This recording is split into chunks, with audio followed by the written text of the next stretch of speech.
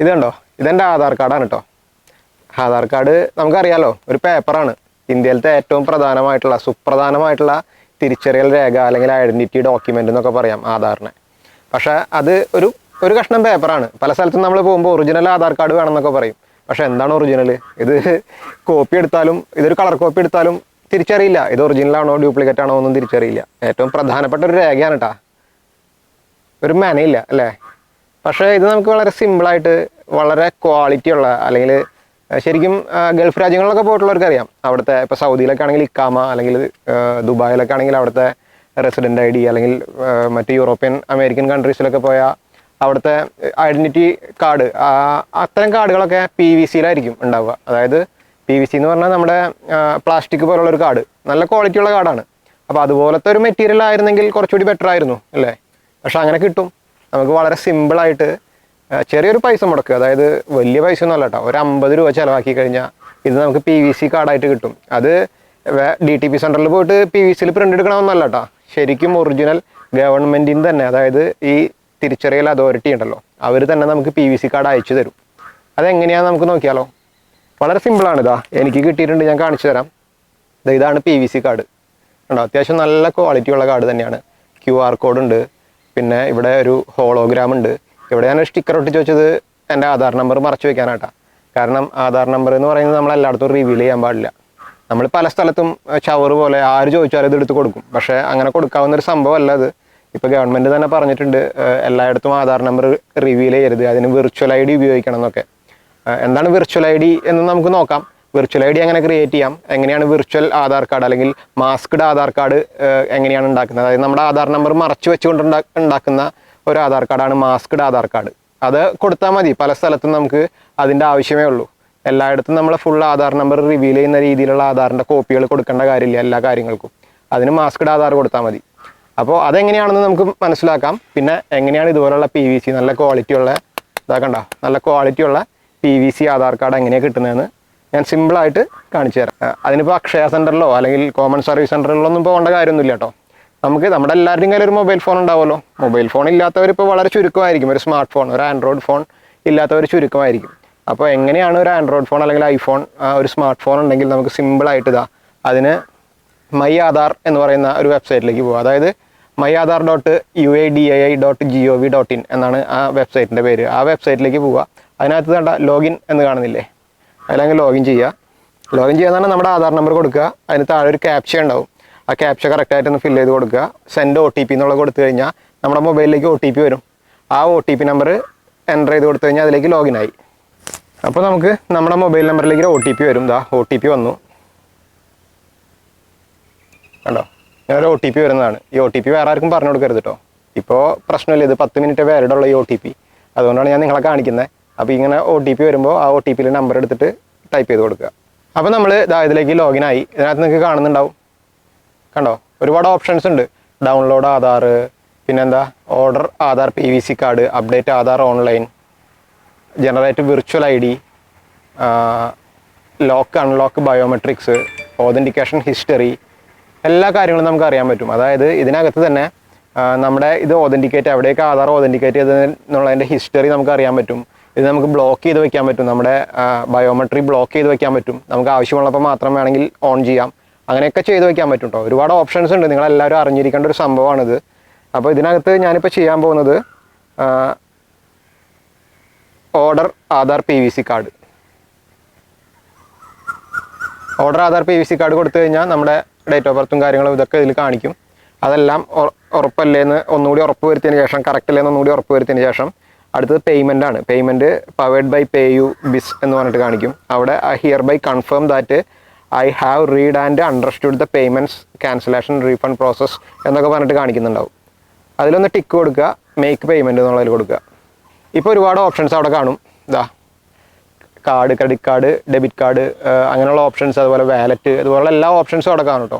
നിങ്ങൾക്ക് ഏതാണ് ഇപ്പോൾ Paytm വേണമെങ്കിൽ Paytm സെലക്ട് ചെയ്യാം, വാലറ്റ് വേണമെങ്കിൽ വാലറ്റ് സെലക്ട് ചെയ്യാം, UPI വാലറ്റ്. അതായത് നിങ്ങളെല്ലാവരും UPI യൂസ് ചെയ്യുന്നുണ്ടാവും, ഗൂഗിൾ പേ അല്ലെങ്കിൽ ഫോൺ പേ, ഇതുപോലുള്ള ഒരുപാട് സംഭവങ്ങൾ യൂസ് ചെയ്യുന്നുണ്ടാവും.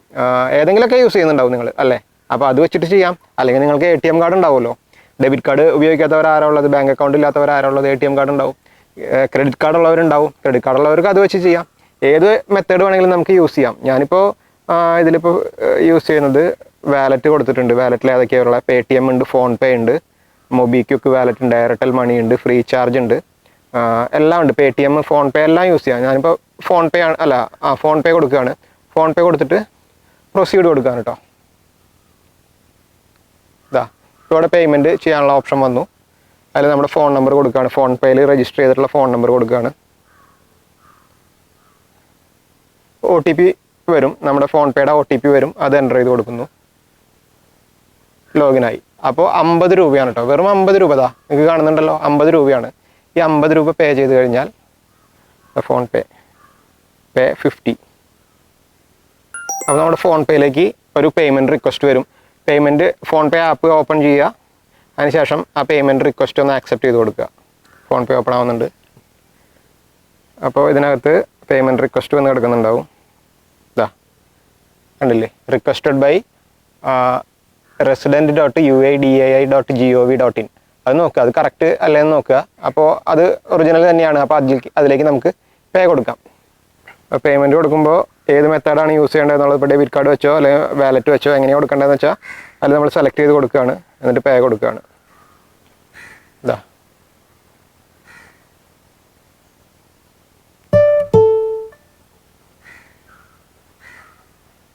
കണ്ടോ, പേയ്മെൻ്റ് ആയിട്ടുണ്ട്.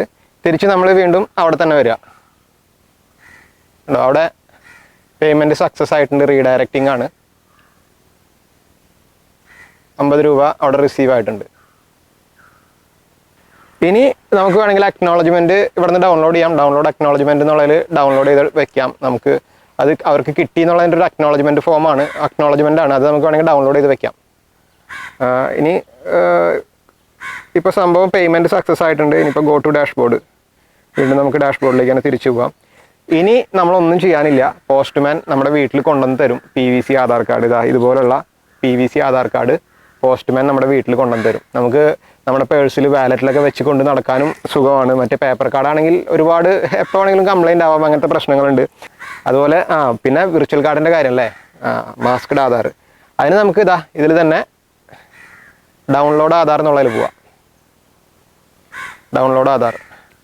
ഡൗൺലോഡ് എന്ന് പറയുന്ന ഓപ്ഷനിൽ പോയി കഴിഞ്ഞാൽ നിങ്ങൾക്ക് കാണാം do you want A masked Aadhaar എന്ന് പറഞ്ഞിട്ട് അവിടെ ചോദിക്കുന്നുണ്ടാവും.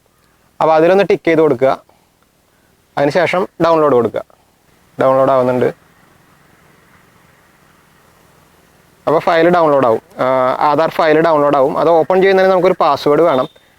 പാസ്വേഡ് എന്താണെന്ന് വെച്ച് കഴിഞ്ഞാൽ സക്സസ്ഫുള്ളി ഡൗൺലോഡ് ആയിട്ടുണ്ട്. അപ്പോൾ ഇതിൻ്റെ പാസ്വേഡ് എന്താണെന്ന് വെച്ച് കഴിഞ്ഞാൽ combination of the first 4 letter of your name as in your Aadhaar in capital letters. അതായത് നമ്മുടെ പേരിൻ്റെ ആദ്യത്തെ 4 അക്ഷരങ്ങൾ ക്യാപിറ്റൽ ലെറ്ററിൽ കൊടുക്കുക. പിന്നെ നമ്മുടെ ഡേറ്റ് ഓഫ് ബർത്ത് അല്ല, ഇയർ ഓഫ് ബർത്ത്. അപ്പോൾ ഉദാഹരണത്തിന് ഇപ്പോൾ ഇവർ പറഞ്ഞിരിക്കുന്ന അനിഷ് കുമാർ എന്നാണ് പേര്. ഇയർ ഓഫ് ബർത്ത് 1989 ആണെങ്കിൽ ആദ്യത്തെ 4 അക്ഷരം ANIS എന്ന് ക്യാപിറ്റൽ ലെറ്ററിൽ കൊടുക്കുക. 1989 എന്നും കൊടുക്കുക. അത് ഓപ്പൺ ചെയ്യാനുള്ള പാസ്വേഡ്. അപ്പോൾ ഇതൊരു PDF ആയിട്ടായിരിക്കും നമുക്ക് ഡൗൺലോഡ് ചെയ്ത് കിട്ടുന്ന മാസ്ക്ഡ് ആധാർ. മാസ്ക്ഡ് ആധാർ അല്ലെങ്കിലും പ്രിൻ്റബിൾ ആധാർ ആണെങ്കിലും നമുക്ക് ഇതിൽ നിന്ന് ഡൗൺലോഡ് ചെയ്യാം. ആ മാസ്ക്ഡ് ആധാർ ടിക്ക് ചെയ്യാതെ കൊടുക്കുകയാണെങ്കിൽ നോർമലി ആധാർ നമ്പർ മാസ്ക് ചെയ്യാത്ത ആധാർ കാർഡും, അല്ലെങ്കിൽ ടിക്ക് ചെയ്ത് കൊടുത്താൽ ആധാർ നമ്പർ മാസ്ക് ചെയ്തുകൊണ്ടുള്ള ആധാർ നമുക്ക് ഡൗൺലോഡ് ചെയ്തെടുക്കാൻ പറ്റും. ഈ മാസ്ക് ചെയ്ത ആധാർ നമ്മൾ കുറച്ച് പ്രിൻ്റ് എടുത്ത് വയ്ക്കുക, അല്ലെങ്കിൽ ഫോട്ടോ കോപ്പി എടുത്ത് വെച്ച് കഴിഞ്ഞാൽ നമുക്ക് എന്തെങ്കിലും ആവശ്യങ്ങൾക്ക് ആധാറിൻ്റെ കോപ്പി ചോദിക്കുമ്പോൾ ഇത് കൊടുത്താൽ മതിയാവും. അതായത് ഫുള്ളായിട്ടുള്ള ആധാർ നമ്പർ ഉള്ള ആധാറിൻ്റെ കോപ്പി കൊടുക്കേണ്ട കാര്യമില്ല. അപ്പോൾ അത്രയേ ഉള്ളൂ കേട്ടോ. വളരെ സിമ്പിളായിട്ടുള്ളൊരു കാര്യം. നമ്മൾ പലരും അറിയാതെ പോയിട്ടുള്ള, അല്ലെങ്കിൽ പലർക്കും അറിഞ്ഞിട്ടും ചിലപ്പോൾ ചെയ്യാതെ പോയിട്ടുള്ള, ചിലപ്പോൾ അക്ഷയ കേന്ദ്രത്തിലൊക്കെ പോകണ്ടേ ഇതിന് എന്നൊക്കെ വിചാരിച്ചിട്ട് പലരും ചെയ്യാതിരുന്നിട്ടുള്ളൊരു കാര്യമാണ്. അക്ഷയ കേന്ദ്രത്തിലൊന്നും പോകേണ്ട കാര്യമില്ല. നമ്മുടെ കയ്യിലിരിക്കുന്നത് ഇൻ്റർനെറ്റുള്ള പവർഫുള്ളായിട്ടുള്ള ഒരു കമ്പ്യൂട്ടർ തന്നെയാണ് നമ്മുടെ ഈ ഒരു ഫോൺ. അപ്പോൾ അതുള്ളപ്പോൾ കമ്പ്യൂട്ടറിൻ്റെ ആവശ്യമില്ല, ലാപ്ടോപ്പിൻ്റെ ആവശ്യമില്ല, അതൊന്നുമില്ല. ഈ ഫോൺ വഴി തന്നെ നമുക്ക് ഒരുപാട് കാര്യങ്ങൾ ചെയ്തെടുക്കാം.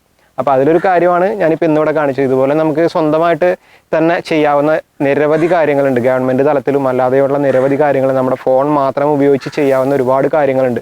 പൈസ ചിലവാക്കാതെ വീട്ടിലിരുന്ന് തന്നെ ചെയ്യാവുന്ന കാര്യങ്ങൾ. അത്തരം ഒരുപാട് കാര്യങ്ങൾ വഴിയെ ഓരോ കാര്യങ്ങളായിട്ട് ഞാൻ പരിചയപ്പെടുത്താം. ഈ ഒരു വീഡിയോ ഇഷ്ടമായെങ്കിൽ ഒന്ന് ഷെയർ ചെയ്യുക, ലൈക്ക് ചെയ്യുക, ഷെയർ ചെയ്ത് മറ്റുള്ളവരിലേക്ക് ഒന്ന് എത്തിക്കുക. എല്ലാവർക്കും ഇതൊന്ന് ഉപകാരപ്പെടട്ടെ. എല്ലാവർക്കും പറ്റുന്നവരൊക്കെ ഇത് ചെയ്യട്ടെ. അപ്പോൾ എല്ലാവരും സ്വയം പര്യാപ്തത നേടട്ടെ. അപ്പോൾ ഇഷ്ടമായെങ്കിൽ നമ്മുടെ ഈ ഒരു റൈറ്റ് ക്ലിക്സ് എന്ന് പറയുന്ന പേജ് ഒന്ന് ഫോളോ ചെയ്യുക, സപ്പോർട്ട് ചെയ്യുക. ബൈ.